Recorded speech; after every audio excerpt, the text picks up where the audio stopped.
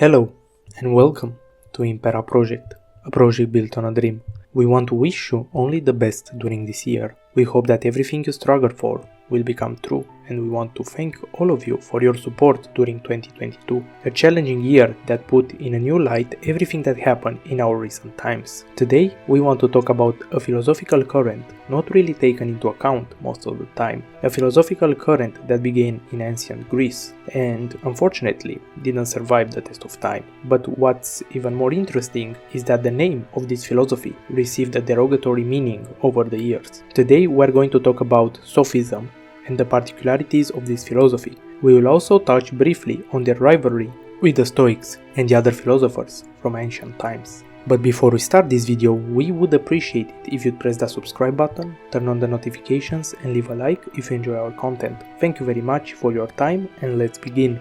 In the first pages of his journal, Meditations, Marcus Aurelius is talking about all the important people in his life, his friends, his family, and during one of these references he says, "From Rusticus I have learned to take care of my character, to not be seduced by the momentum of the sophists, to not write about abstract subjects, or to say short, protreptic speeches." And later, when Marcus Aurelius makes a comparison between Socrates and Telas, he states, "Which way are we to conclude that Socrates was a better man in virtue and temper than Telas? To make out this, it is not enough to say that he disputed better with the sophists and died more bravely." It seems that Marcus Aurelius disliked the sophists, but why is that? In philosophy, just as in many other fields, there are rivalries. There are ideas that stand as opposites. Just like Friedrich Nietzsche criticized the Stoics in an essay in Beyond Good and Evil, the Stoics seems to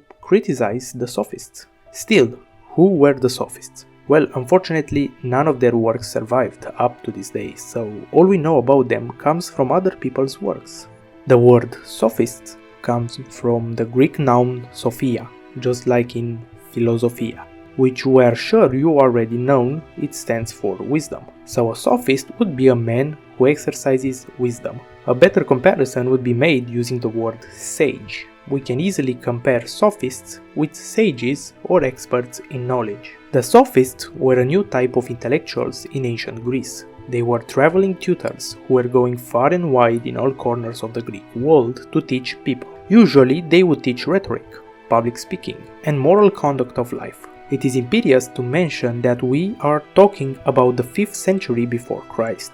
The apparition of these teachers was a direct result of the political metamorphosis which struck ancient Greece. The apparition of democracy in Athens called for a new class of leaders which required extensive knowledge in many fields and good oratorical ability. Probably the most important sophist we know about is Protagoras. We know about him from one of Plato's dialogues. He identifies himself as a sophist, yet this presents itself as an ambiguity.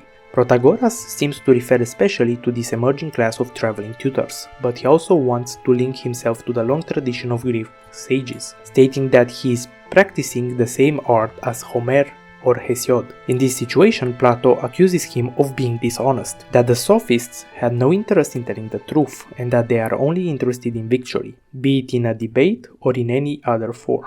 Also, Plato points out the various fallacies in sophist speech. Other known sophists were Gorgias, Prodicus, Hippias, Lycophron, and many others. But you probably wonder, if these people were just some sort of teachers, why do so many philosophers, great names from our ancient times, seem to be so bent on picking up fights with them? Shouldn't they all be on the same side? From what we understand, the reason why the sophists were so mistreated by other philosophers was their arrogance. Some sophists went as far as to declare that they could find the answer to all the questions there are. Also, the sophists claimed that they were teaching arete, excellence or virtue. The biggest problem though is that we know all about the sophists from the works of their counterparts, so it is really hard to establish with unbiased certitude what exactly were their tenets. From the few traces left by the sophists, we know that Protagoras said the famous line, "Man is the measure of all things," which seems to be the opening sentence of a work called Truth.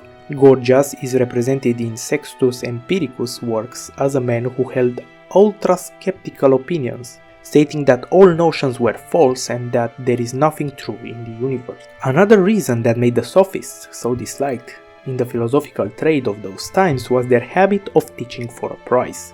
It seemed that there was a consensus among the philosophers that knowledge should be free. That's why many philosophical currents had their own schools back in those days. In our days, sophism means a clever but false argument, especially one used deliberately to deceive, and a sophist is a person who reasons with clever but false arguments. So it seems that we still remember the sophists as masters in wordcraft and speech, yet their habit of presenting wrong information for the sake of personal gain is also present in our collective picture. Thank you for watching our video. We know we are posting rarely, but nonetheless we want to thank you for all your support. If you enjoyed this video, don't forget to leave a like, share and subscribe, and we will gladly see you next time.